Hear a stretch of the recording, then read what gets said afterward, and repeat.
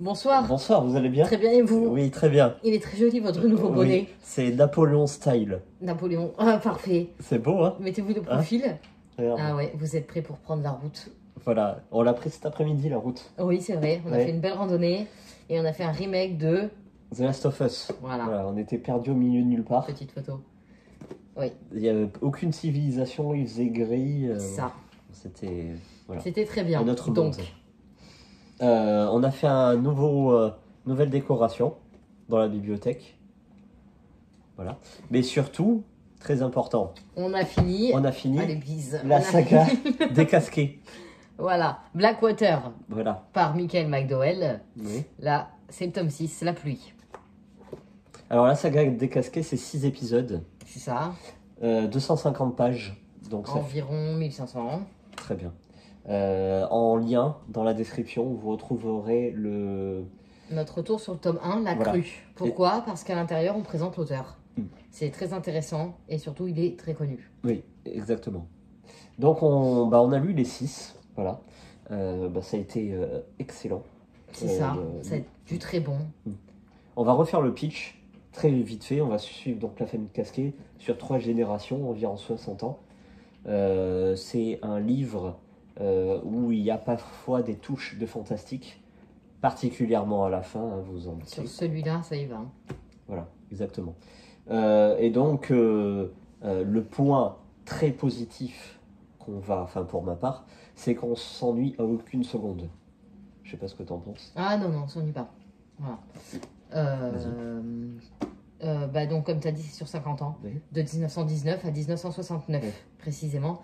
Et on va voir l'évolution de la famille, des personnages, les amours, les mariages, les naissances, les alliances et surtout aussi les décès, le pouvoir, parce qu'évidemment, il gère, je ne sais pas si tu l'as dit, une Syrie. Donc, non, c'est très bien, c'est très bon, l'écriture est prenante. Et malgré le fait, oui, il y a toujours un petit truc, mais c'est pas non plus, t'en fais pas non plus des montagnes, quoi, de ce qui leur arrive.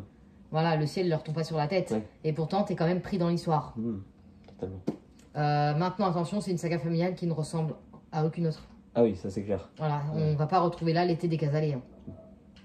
À chaque fois, c'est des personnalités très fortes, très affirmées. Notamment les femmes. Oui, tout le clan, à travers les générations, va être dominé et géré par une femme. Donc les personnages sont très originaux, ils sont affirmés, mais très originaux. C'est ça.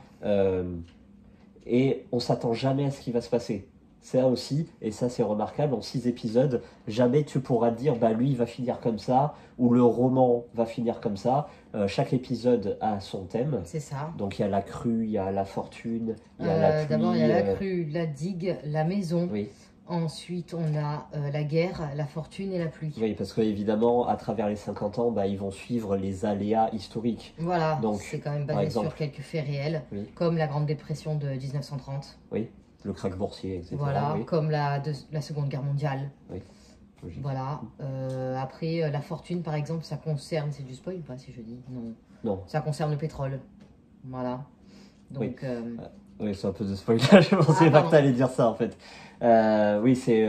Et ce qui est très intéressant, c'est que en même temps que la famille, il y a le village de Perdido qui, grâce à eux, vont connaître, le village va connaître un essor économique et social. Oui, c'est ça. Ça va être, ils vont s'élever par le haut, évidemment.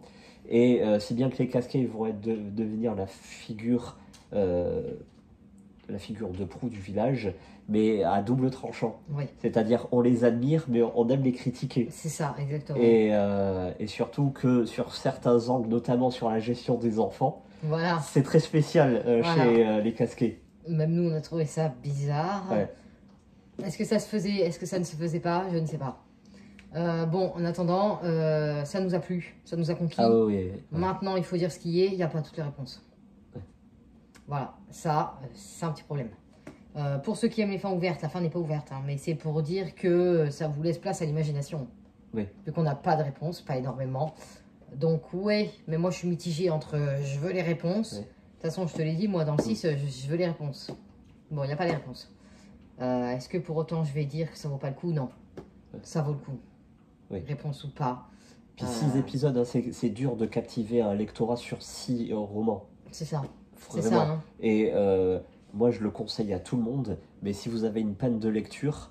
Il faut y aller. Ah, faut y aller. Mais ça, c'est...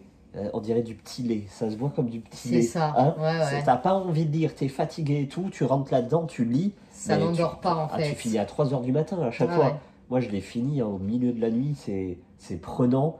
Il y a du rythme. Il se passe toujours des trucs, puis c'est attachant. Tu t'attaches au personnage. Oui, hein, voilà, c'est ça. Et puis comme on voit l'évolution, donc Oui, c'est bien de s'attacher, on les voit grandir, on les voit eux-mêmes faire former leur famille. Oui. Enfin non, je sais pas, c'est bien en fait. Ah, c'est plus que bien. Voilà. Ouais, Bravo moi, Michael. oui, carrément. Donc moi, je le recommande à tout le monde, même à des adolescents. Oui. Il n'y a rien de choquant. Il y a pas de, bon, oui, il y a Attention parce que j'ai quand même eu 2-3 frissons là-dedans. Oui. Et d'ailleurs, j'ai un peu mal dormi.